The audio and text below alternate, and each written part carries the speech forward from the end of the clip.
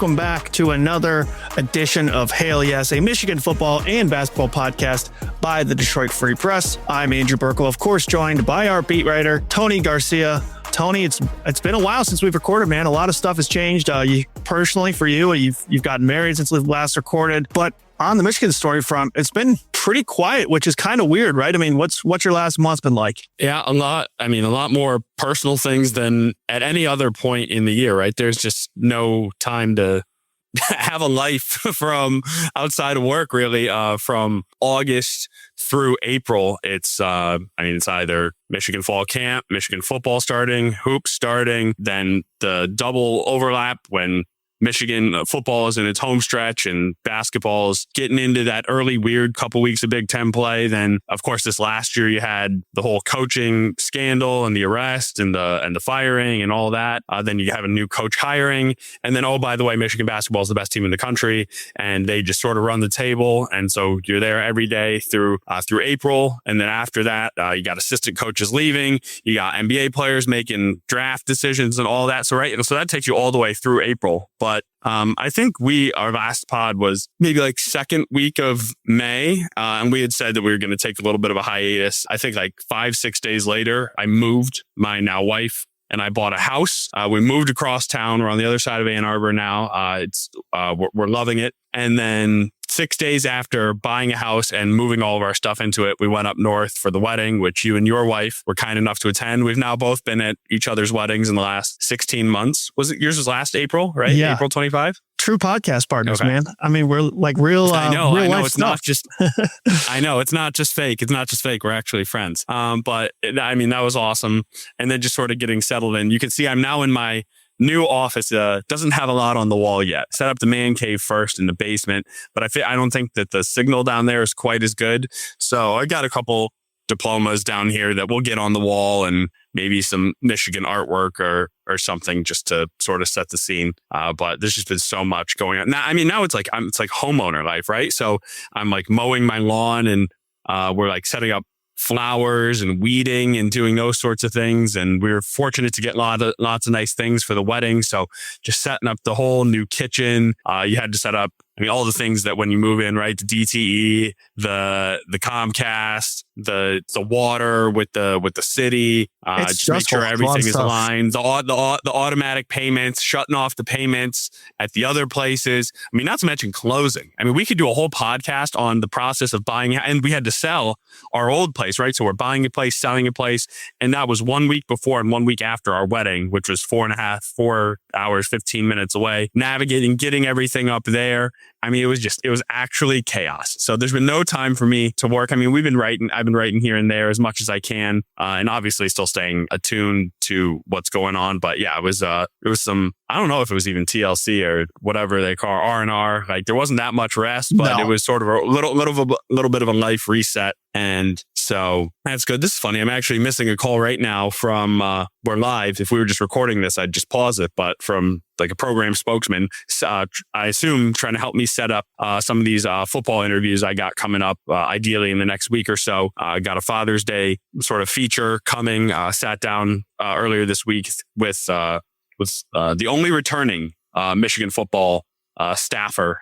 So got a lot of good stuff from Tony Alford. He was kind enough to give me a few hours of his time at his house the other day. So I could share some of those things. Others will come out on freep.com. But getting back into the workflow. No doubt. And we've been sort of blessed that during that time period, it's been a little bit slower. There's been a couple things, but we're kind of trucking along towards fall camp here. It's going to be here before we know it. We're in the peak of summer right now, even though it's not officially summer. It's not June 21st yet, but it's like 85, 90 degrees and muggy here in Michigan today. And we're moving towards that time period where fall camp's going to suddenly start dominating all of our lives. So before we get there, we wanted to kind of zoom out and look at some of the biggest storylines that people are discussing, that will be discussed, that might even pop up on the national landscape, right? So obviously the whole thing down at Texas Tech has been dominating headlines. But as far as college football, one of the other biggest talkers, I'll say, in the last few weeks was Bryce Underwood. So Eric Weddle, former safety, frankly, he was a beast in the NFL. Like he was one of my favorite players to watch. Played for Kyle Whittingham, played in the NFL for years, stops over at Michigan's camp and got to see Bryce Underwood for a bit and had some comments on a podcast. And I'm sure if you are listening to this or a big enough fan to listen to this, you probably have heard what he said. So essentially, he went on and kind of said that Bryce Underwood isn't very good. He wouldn't be surprised if he loses his job and is a backup at some point this year. That kind of started a whole storm, a whole narrative of other podcasts discussing basically, does Bryce Underwood suck? Right? I mean, that kind of became the narrative nationwide. Now, obviously, nothing has really changed materially since when we last saw him play in the bowl game. But maybe Weddle was expecting more steps. It's hard to say exactly because he didn't go into super detail, but what has been your takeaway of this whole thing? Just kind of, I guess it was a mess. I'm sure it's not what Whittingham expected when he invited a former player to his camp, but this kind of stuff happens in college football, right? And these runaway train storylines kind of get away from you quickly. Yeah, well, that was well set up. And I feel like there's kind of layers to this, right? I mean, you mentioned him being like an all-pro in the NFL, playing for Kyle Whittingham, but his son is like a 4-star, like pretty premier recruit in it's either 27 or 28, and he's kind of being courted by Michigan, right? So that's why they're in this practice. And I mean, I'm sure Eric Weddle could get into any Michigan practice. He and Kyle Whittingham are very close. He played for Urban Meyer before that. But I mean, and then I just thought it was, I mean, you saw him, I mean, he did another round, another podcast a few days later, like, hey, like I kind of stand on what I said.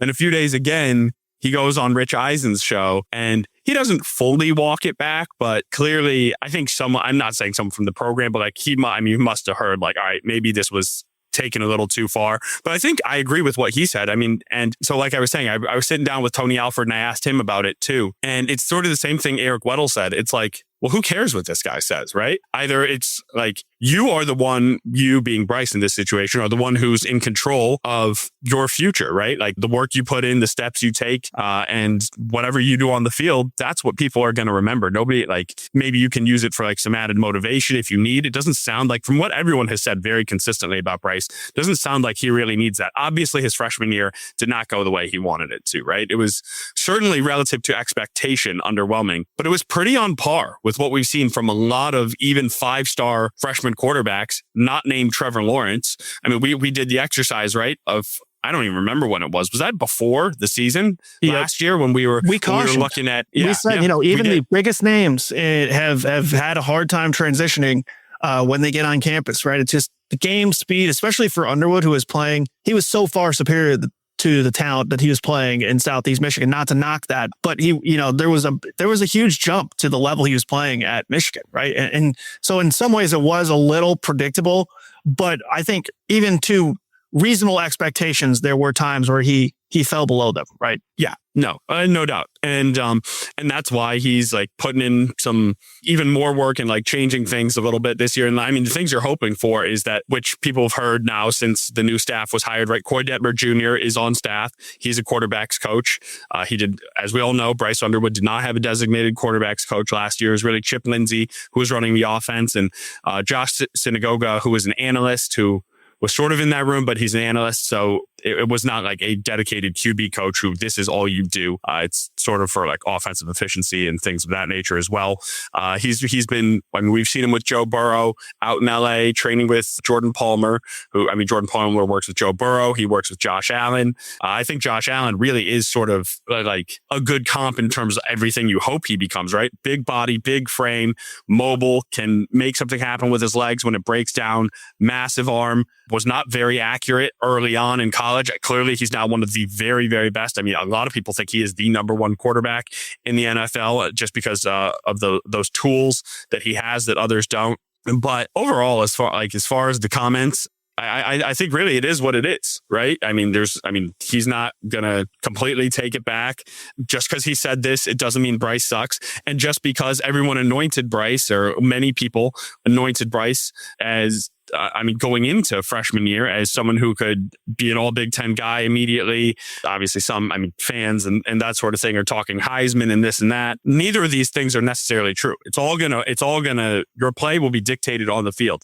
And now Michigan has an offense that seems to be even better suited for him. They have an offensive coordinator. We'll get into the scheme a bit later in Jason Beck, who has a system that seems to favor a guy like Bryce, right? Like a multiple offense, but a power spread, just some quick reads and a lot more options with his legs than the quarterback's coach, his own private quarterback's coach, Donovan Dooley, he's worked with for a long time, Carson Palmer.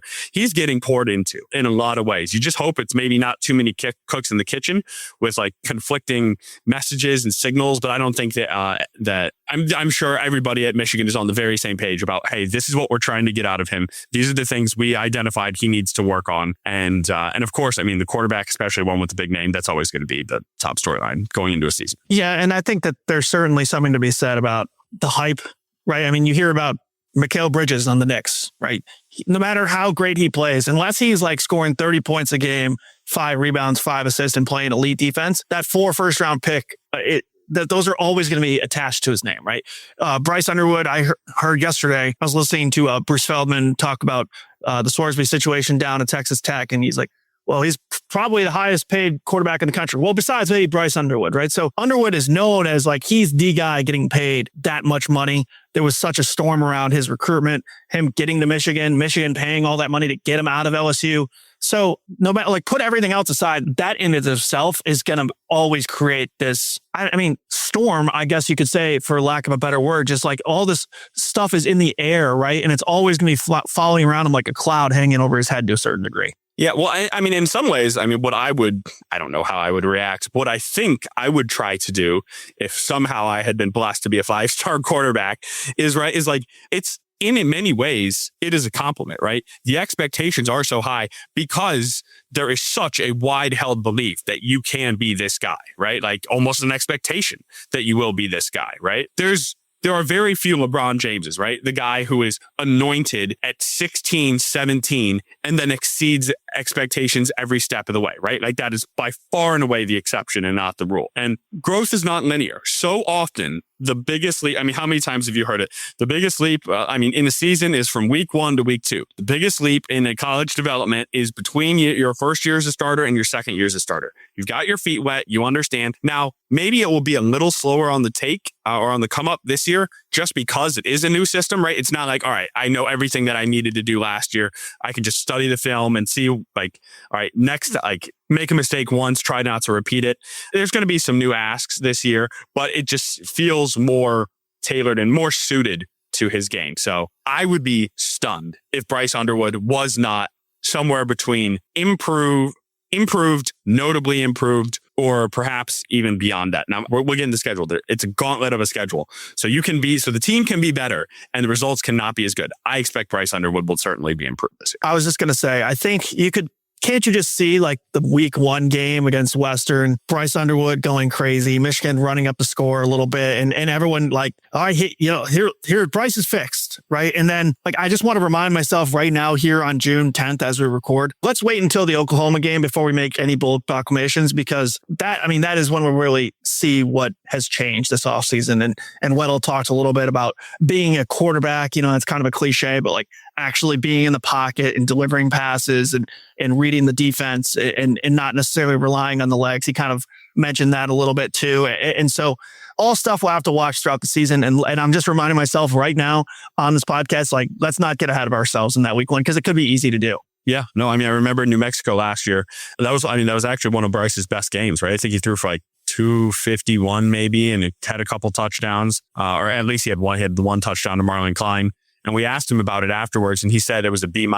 And that was all we had seen of him, right? And so I remember writing my post-game analysis was, if this actually is Bryce Underwood's B- game, everybody needs to watch out. And it turns out on the scale, it was not. I mean, at least for his last year, I mean, that was what more like seemed to be like a B+ type of game, A-, just by what ended up following.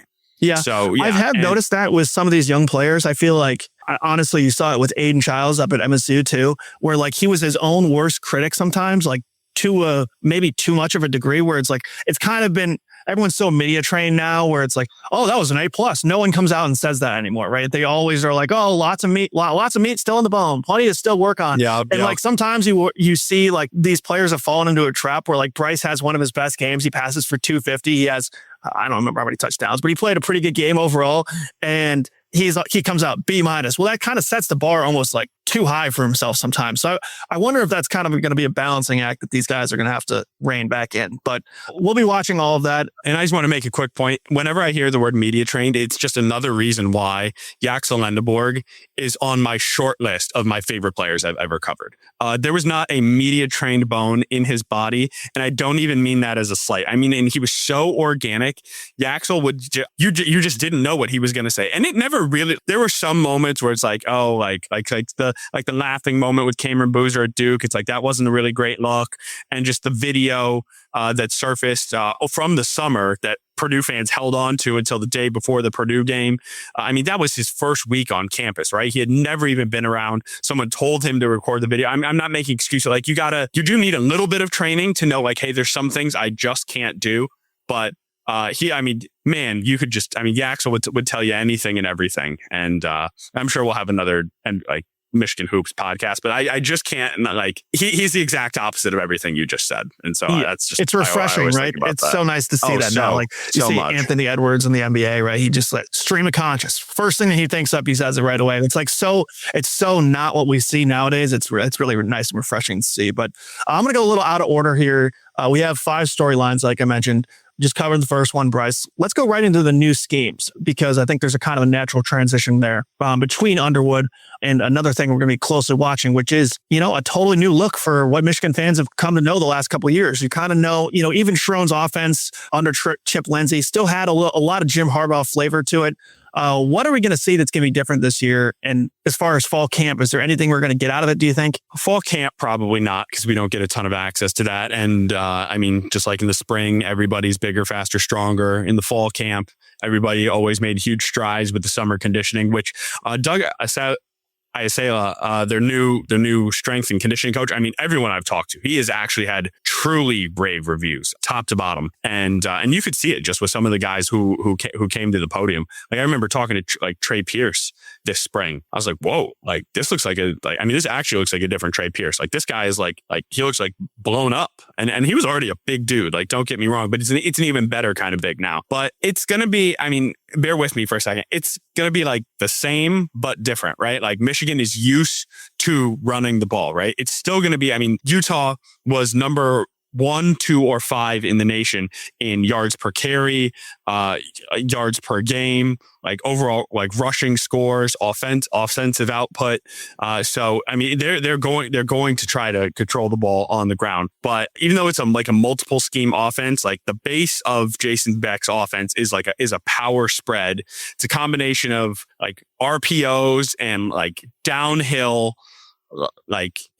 running with a lot of gap blocking, right? Like, it's like, there's not going to be as much power where you power runs where you're pulling the guard. It's more like gap, scheme zone, inside zone, outside zone. That's my understanding.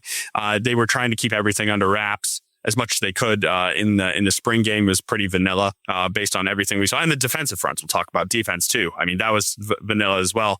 But, and then they, like I said, they want to be multiple.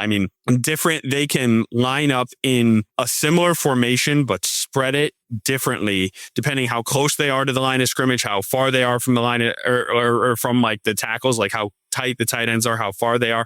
I was talking to Tony Alford. He said, we're going to use all 53 in a third, right? Like, that's how wide the field is. They will not be afraid to go sideline to sideline. Jet sweeps, speed options, screens, drags, right? And like, everything is, they're going to utilize all the field. It's not just going to be like, there will be some downfield attack, but I think in this offense, when people are saying explosive, they don't mean it in the Chip Lindsey sense, and I'm not saying that as a pejorative, as last year, where there are just inherently more deep shots that we try to drum up than, say, his predecessor Kurt Campbell did, right? This is more like, hey, there are a lot of weapons on the field at one time. Michigan is not going to be afraid, is my understanding, of maybe having formations where Jordan Marshall and Savion Hyder are on the field. They've got more weapons out wide. I don't think it's not going to be as much. There's going to be probably less tight end usage is my guess. More screens and bubbles and quick stuff to Celeste Moa and Andrew Marsh and JJ Buchanan and getting playmakers in space. I think that is really the name of the game. Jason Beck has said time and time again, we're not fitting our players into our offense. We are fitting our offense into our players. And that's what helps when you have like multiple options. And so I think that it's going to be first and foremost run. There will be more quarterback runs and then spreading the field wide. Yeah, I mean, the only thing I want to add to this that kind of came to mind as we were talking is you feel like it might still be a storyline in the way that like college football still kind of lags behind with their storylines are kind of old school. Like, oh, how will it translate to the Big Ten? Do you think that's going to be a talking point? Maybe if it's just things aren't working, then you could see it popping up. But like the conferences are so marred nowadays where it's like, the Big 12 is the Pac-12 and the Pac-12 is the Mountain West and the SEC is the old Big 12. Like, I feel like it's so mishmash now that like it won't be as much of a storyline as it was like 5 or 10 years ago per se. But I think it could still come up if things go a little awry. So is that anything there? I think that's what Dusty May would call resulting. Right? Like it's like instead of process oriented, I think they're more going to be concerned about the process. And like you just said, I mean, USC, UCLA, Oregon, Washington, 4 teams, and Michigan plays 2 of them this year, as they often do. They'll flip which 2 they play every year and then home and away. That's 2 of your 9 Big Ten games. So like almost a quarter of your Big Ten games are against old. Plus 3 non-conference, right? So that's basically half the schedule. Right. 3 non-conference, 2 Pac-12. It's like, so you basically have 7 old school Big Ten games. Yeah. And one of those old school games is like Rutgers, right? Which, I mean, yes, now they've been here for a while, but they're Big Ten blue blood. I'm not blue blood, but they're like Big Ten blood now, I would say. Like I look at them like, they're Big Ten. Yeah, they are. Well, that's because they don't have explosive offense and they can't do much, right? Like it's like all the things that we grew up watching.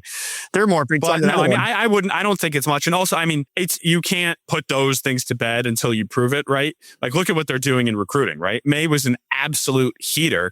And people were saying, Kyle Whittingham, like he's only been in Utah, right? He's like, how is he going to recruit east of Salt Lake City? Like they really love their Utah guys and some California guys and some Washington guys. Michigan has gone everywhere, right? Like in this first class already. And so, I mean, I feel like they're putting some of that stuff to bed. I don't know how it's going to go. And this schedule, I mean, it is, maybe we'll get into the schedule next, like after this, we keep talking about, I mean, it is a bruiser. Like it really is. And so that's going to make things harder. But like if they were playing last year's schedule, I don't think that they'd be having a lot of trouble with Purdue and Northwestern and whoever else they played last year. I've tried to put last year in the rearview mirror. There was a lot of baggage there. But so no, I mean, I'm not too worried about it. And then I'll just flip over because I feel like very quickly, much quicker with the defense with Jay Hill now. It's going to be different from Wink Martindale, which was a lot of simulated pressures, if not simulated pressures, just all out blitzes. I think we'll still see some of the simulated stuff, but everyone tries to disguise the look, right? Like, you're not just going to line up in like a cover 2 shell and then actually play cover 2, right? Like maybe you'll rotate one guy over and there will be 3 high or whatever. But it's gonna be a multiple defense. I think this linebacker unit is just not as proven as it has been historically in recent years.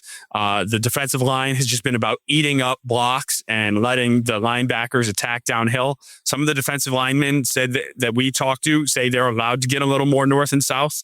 They're allowed to like try to not over pursue, but make that play in the backfield instead of just holding steady and letting someone else come and fill that. But really, I mean, I think the strength of this defense, to me, I mean, they were talking a lot about defensive line. I think they're not deep in the secondary, but that starting group in the secondary with Zeke Berry, Rod Moore, Jair Hill, Smith Snowden, probably Chris Bracey, the Memphis transfer at the other safety spot. I mean, those are 5 good ball players. They're not big. Smith Snowden is even smaller than Zeke Berry is, and Zeke Berry is not a big corner. So you wonder about sort of the size, but I mean, I think they got speed and they've got a lot of tacticians back there, and having Rod Moore back, what Rod Moore are you going to get? He hasn't seen the field hardly. I mean, 3 games in the last 2 years. If he can be, I mean, at minimum, he is sort of like that computer, that supercomputer. It's funny because Wink Martindale, the couple weeks after he arrived here going into the 2024 season, the person he compared Rod Moore to was Eric Weddle. So as soon as Eric Weddle's name came up, I'm like, there's been a lot of Eric Weddle talk around Michigan for a guy with no ties here. But I mean, him just having people aligned properly, which was the problem at times last year. I mean, I think it's only going to be a boost. How much of a boost? We'll see. Hard to count on him after the last couple of years where it's been will he, won't he to a certain degree, especially last year. But if he's on the field, that's a huge bonus. Let's take a quick break and then we'll come back. We're going to talk about the front seven, how that complements that secondary, the running backs, and some schedule stuff. And then we'll be right back.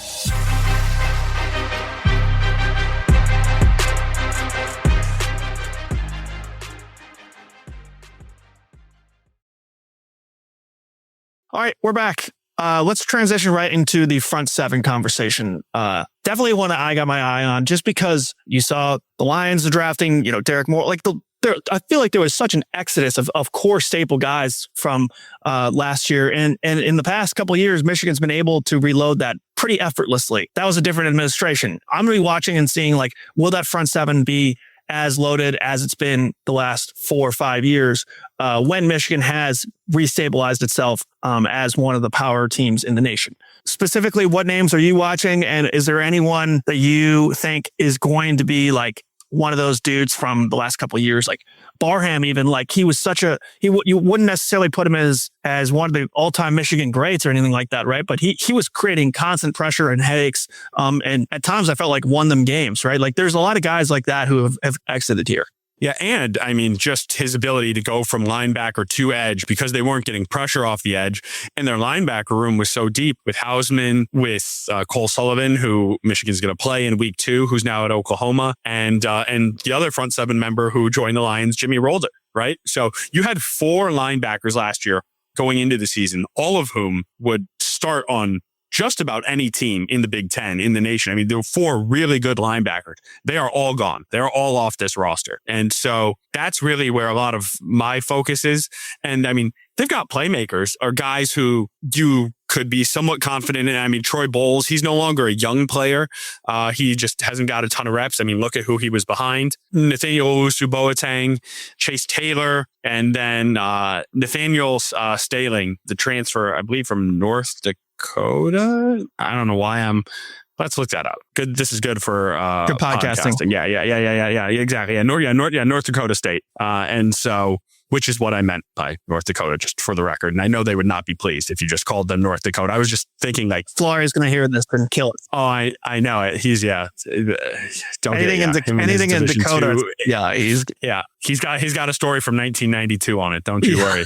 Almost as bad as Graham with Western Michigan. All right, but no, I mean, I think those are going to be the guys, right? And maybe, I mean, Isaiah Moa, the transfer from Michigan State, who came in, and Max Alford, Tony Alford's nephew, who comes in, and I mean, he played 3 years at Utah State. He had a year at BYU. He was pretty highly regarded coming out of high school, had 15, 16 Division I offers. And I was just, like I said, I was just at the Alford's house. He's a pretty big kid. I mean, I think he's definitely got the size.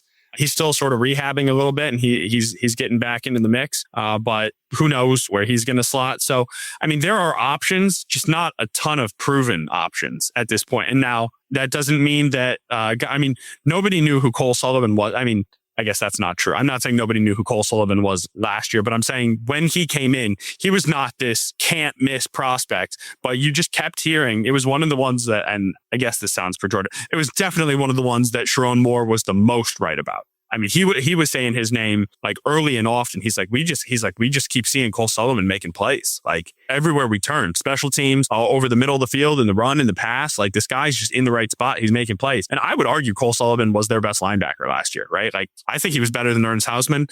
Jimmy Rolder really came on. That's why he ended up being a 4th round pick in the NFL. But And so, but again, all these guys are gone. And then as far as the front seven, Trey Pierce is going to be a starter. He's never done that. And Oeta is probably going to be a starter. He hasn't done that. Cam Brandt probably going to be a starter. He hasn't done that, right? It's this constant wave of the twos going to the ones. Now, what helps, as long as he's healthy, is John Henry Daly.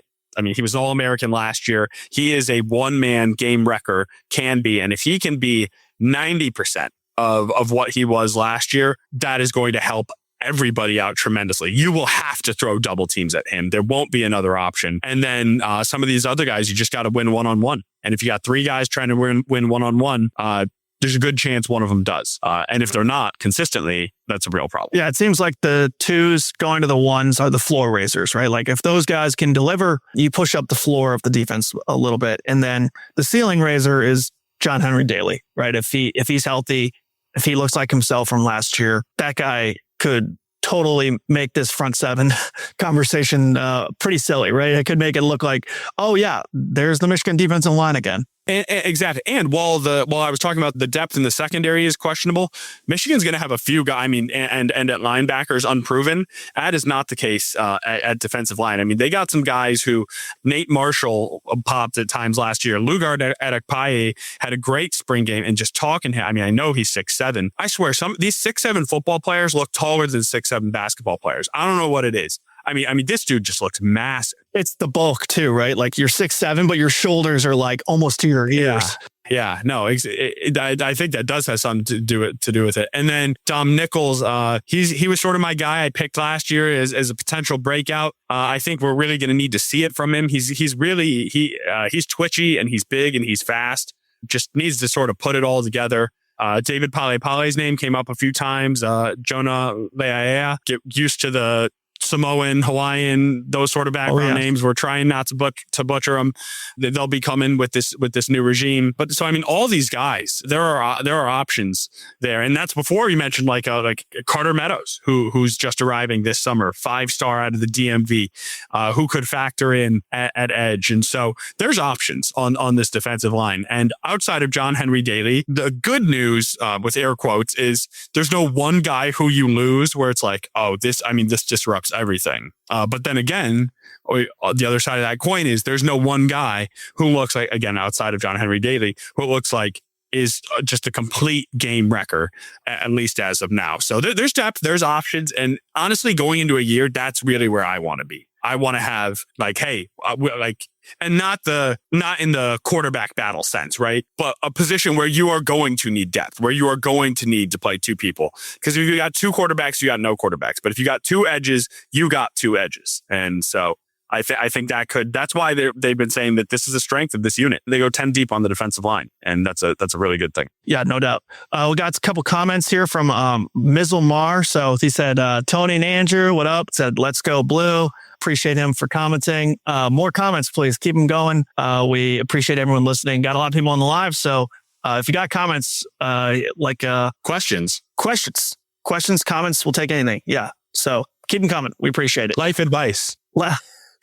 Yeah, apparently Tony needs some after his last chaotic month. So we'll take anything. Literally any comments except for swear words or anything offensive. We'll read them live, so keep them coming. Let's talk about the running back room. On one level, it's interesting because it's like, okay, I think Jordan Marshall leads the way. Savion Hyder is the big name coming in. But at the same time, I think both those guys are going to get carries. And it's going to be one of the best running back rooms in certainly the Big Ten, like last year, right? Where you had that room was, I think, better than we kind of expected it to be.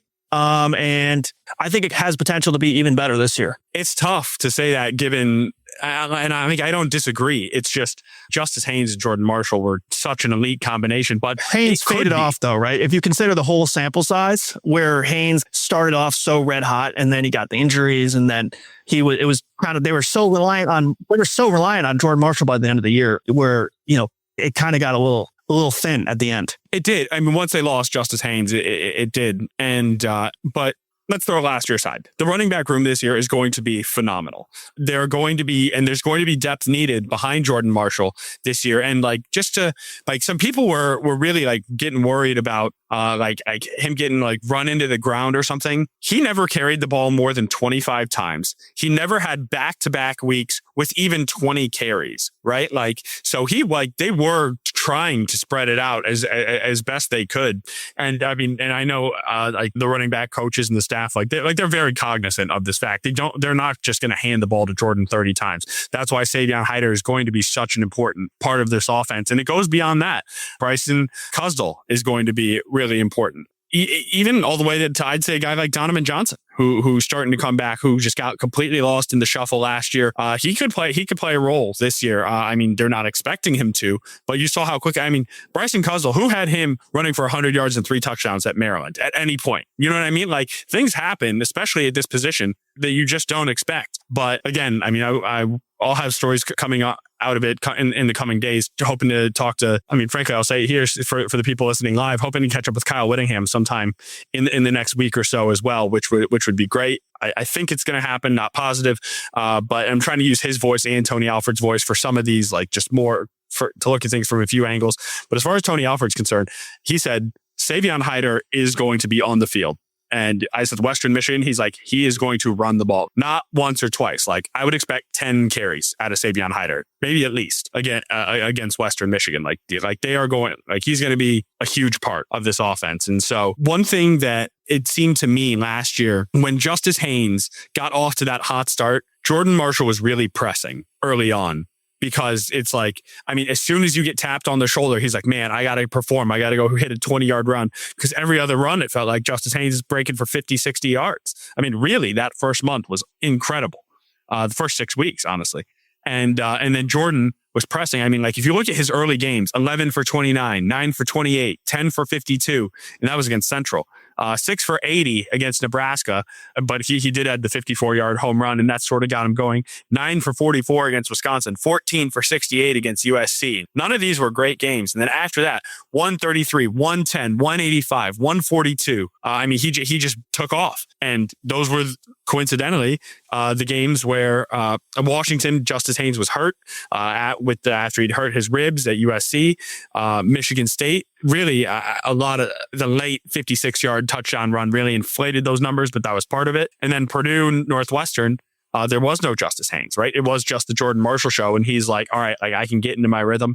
I know Michigan is going to try to make sure like that it's easier said than done, but they are going to try to hammer home to Savion Hyder. We do not need you to be everything on every run and press and force. You're going to have enough, I mean, I don't know, anxiety, nervous energy, excitement, all the above with your early carries. Like, just be you. Hit, like, execute. If it's an inside zone, make sure that you get out wide enough where you can see the hole and then attack it. If it's an option, if that quarterback is handing you the ball, grab it. Right? Don't kind of patty cake and put the ball on the ground. Just do the things that we've taught you to do throughout the spring. He was an early enrollee, winter, spring. Now they're in summer conditioning. They were just going through drills earlier this week through cones. They have a few hours the NCAA allows them every week. And so a big year upcoming. I think Bryce Underwood's ability to run is going to help. It's just going to take, I mean, if one man has to account for a quarterback at all times, it's 10 on 10 elsewhere, and you just need one block to spring you. So I think, I mean, this could be I think it's going to be an absolutely dynamite running room this year. All right, let's move on to our most controversial one here, debatably. You've been working on a fun series looking at the strength of schedule for Michigan, right? Ranking the 12 games in 4 different slots, right? The 4 easiest, the 4 in the middle, and the 4 toughest. So one of the teams on the 4 easiest was Michigan State. Now, if you look at their over-under, I believe last I saw was 3.5, right? Like, okay, well, that's not very controversial. They're easily one of the worst teams in the schedule, but being the rivalry that it is, and I mean, we saw last year, Michigan was clearly the better team, but Michigan State was able to keep it close for a lot of that game, right? So is Michigan State really one of the easiest games in the schedule when you consider everything that goes into it? And why did you decide to put them in the bottom 4? Yeah, well, I was going to say, I almost want you to answer the question because, I mean, that was my ranking. So I have it as one of the 4 easiest. I mean, The one that I was really debating flipping them with was UCLA, because UCLA is just not as proven. There's not the rivalry factor. I don't mean as proven as Michigan State. I mean, they're also not proven. But Bob Chesney, they had a huge overhaul of talent. It's not like they were great last year, although even though as bad as they were, they still beat Michigan State. And it's a home game, right? So there's a lot of reasons for that. But I was looking at some of these rosters, and I mean, Michigan State's roster, it's not in good shape. Yeah. Like, I mean, it's not a good roster. It's just not a good roster, right? Like there's a couple guys here and there, like Jordan Hall is a really good linebacker. Nakai Martinez in the secondary. What's his name? Who came back? Charles Brantley. Like a few names, but like Charles Brantley is so old. He's the one who made the pick on Cade McNamara in 2021. Right? In 2021 in East Lansing to Seal Ag. And the last decent Michigan State game that was 5 years ago. Right. And then on offense, I mean, they're banking on, I don't know how to say it, Milihojevic, I think, right? Is that proper? Okay. At quarterback, I mean, their wide receiver room, Nick Marsh is gone. I don't know any of their tight ends. I mean, you got a running back from UConn. It's just, I mean, there's just not a lot of proven talent. There just really isn't. The running back from UConn, Cam Edwards, I think is going to be a pretty good player. He's going to come in and make an impact. The O-line is possibly the biggest point of improvement, what we won't really be able to tell on paper, right? And you get Fred Moore in at wide receiver. Michigan fans know. If you're relying on Fred Moore wide receiver, respectfully, that says everything about your wide receiver. I was throwing a name that people might know. You got Fraley. Trent Fraley is Frank Fraley, the Lions head O-line coach's son. That's going to be a name to watch for Michigan fans. But man, there's question marks. I have a lot of questions about what this team might look like. Obviously, I do the Michigan podcast, but I'm a college sports editor here, so I watch both teams very closely. On paper, I'll give it to you. I think that Michigan State certainly is one of the easiest games on Michigan's schedule. However, when you consider the rivalry and everything, and the fact that you get UCLA in November at home, right? I think in those conditions, though, it's going to be real close between those two when you consider all the pomp and circumstance that still go with that rivalry game. That would be my only thing. But I think certainly it's just jarring to see, right? No, it was. I mean, it was jarring to go through it, and I was like, "Wow, this really is." I mean, at most difficult, this is the eighth toughest game, right? Yeah. Like it's either you almost could make an argument the opposite way and put them 10 and say Rutgers is more difficult because Rutgers is on the road. Michigan State right now is at that Rutgers level. That's where they've been. They haven't made a bowl game in 3 years, 4 years, 5 years, 21. I don't know the last time they made a bowl game. I think it was 2021. So they'd missed 4 straight. A bowl game. That's horrendous. That's dreadful. And here's the other thing. The kicker that I remember deciding between UCLA and Michigan State, with Bob Chesney going there, he was able to bring more than a dozen James Madison players with him. And like the casual college football fan might say, oh, James Madison. James Madison won the Sun Belt last year. They were 11-2, and they went to the college football playoff. Right? Like, I mean, like that was a good team. James Madison would have certainly beat Michigan State last year.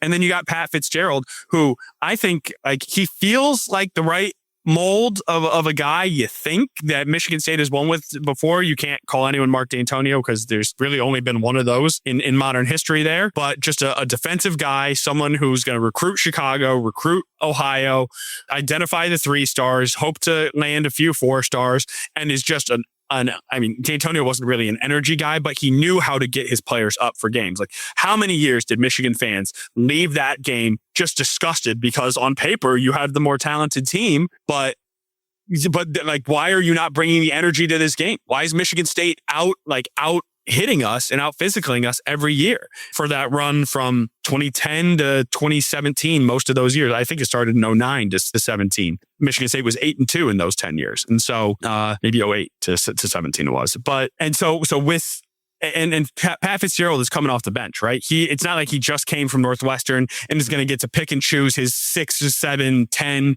best leaders and best guys from Northwestern. He had to start completely from scratch. And UCLA is getting a boost. I think Nico Iamaleava, like he really sort of kind of came into his own at the end of last year. I think he's better than Milihojevic, at least right now. So there's just enough reasons where I put UCLA first, but I could see it either way. Ms. Lamar commented again. We appreciate him being interacting with us today.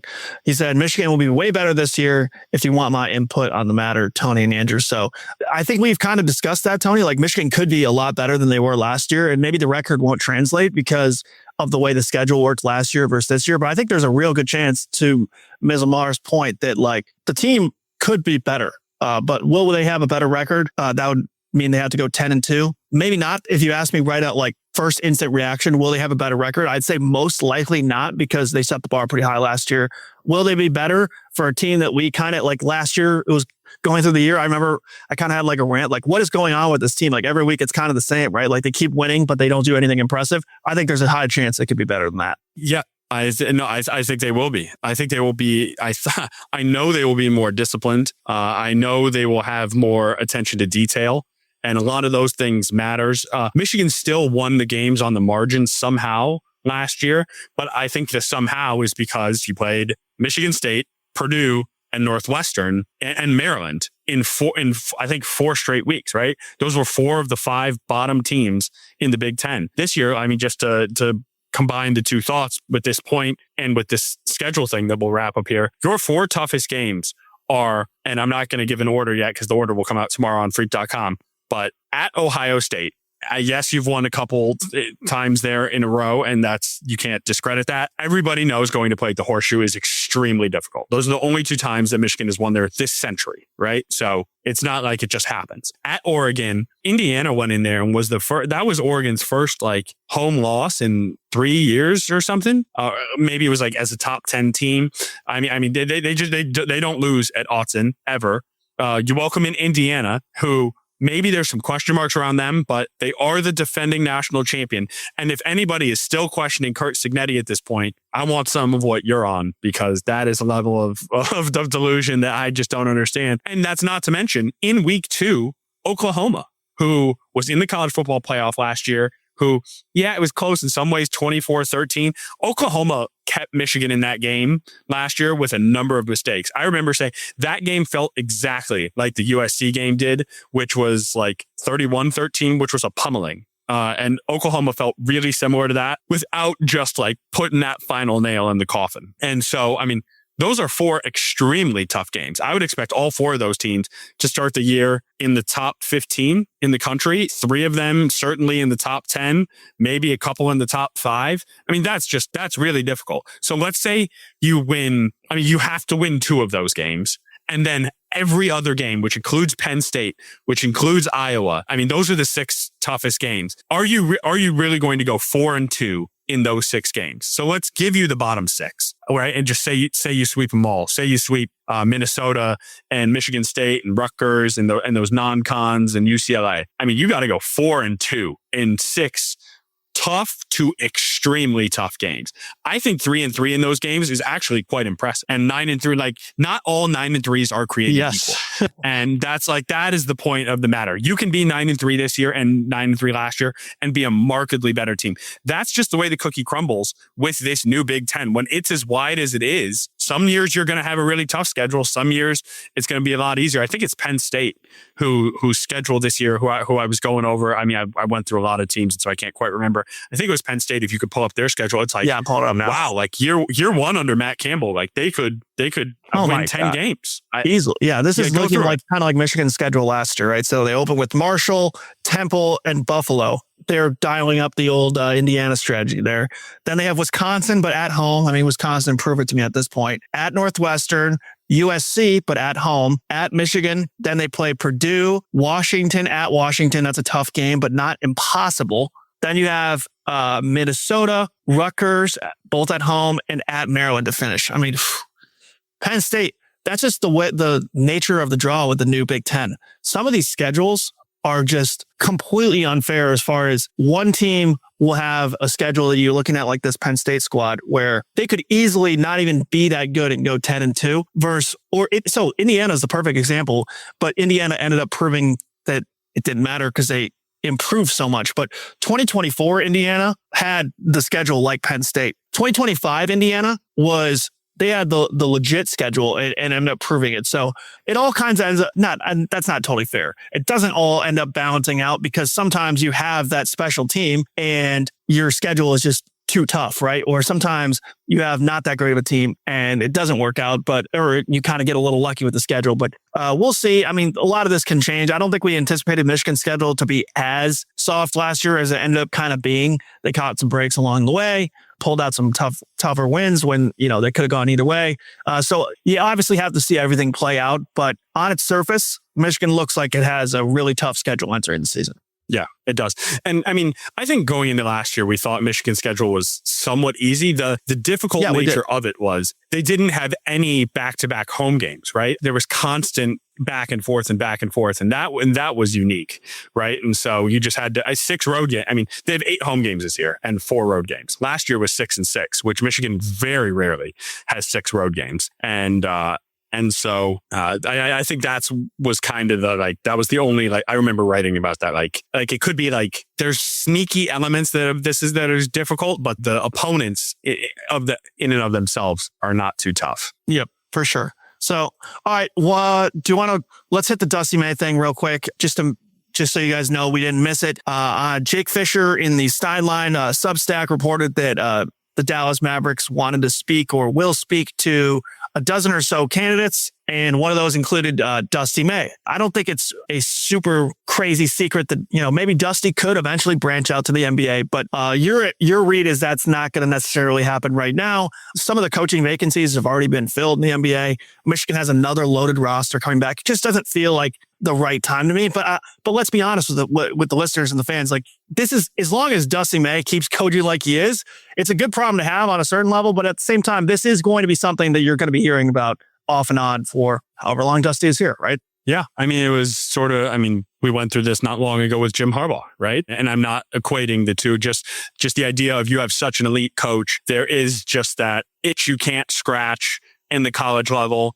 I mean, they both won national championships at Michigan at this level. So they've achieved everything there is to achieve, unless you're trying to go be Bear Bryant or Nick Saban or Urban Meyer or someone like just the elite of the elite, or Coach K for Dusty May's sake, Dean Smith, that sort of thing. But yeah, I don't think that this happens this offseason. Next year would be the first time I would say it's really something to keep an eye on. And again, crazier things have happened. I would put Dusty leaving this year at 1%. I'm not saying absolutely under no circumstance, but I would be stunned, frankly, if he left right now. But it does not feel like a huge secret that clearly the NBA wants him. And I think there's a part of Dusty May that would like to, who doesn't want to coach at the very highest level, right? He has the demeanor for it too, right? I was going to mention how in 2026, we're still hearing about 70-year-old Tom Izzo discussing this occasionally, right? We had to report Izzo said a throwaway line on, I think it was either Rich Eisen or one of those shows, oh yeah, I talked to the Phoenix Suns about their job last year. This is 70-year-old Tom Izzo, right? And I wouldn't even say has the NBA demeanor, but these things pop up. Dusty absolutely has that modern demeanor that if you look at all the different 30 NBA coaches, he kind of fits in a lot as far as how they act, their systems being malleable. I think he really has that NBA coaching DNA. And he's 49. Look at what he's doing right now. Do you really think he's going to give us a run? Another 20 years at college? It just feels unlikely. Now, if he does, I think Michigan's in a really good place to keep him as long as he wants to be in college.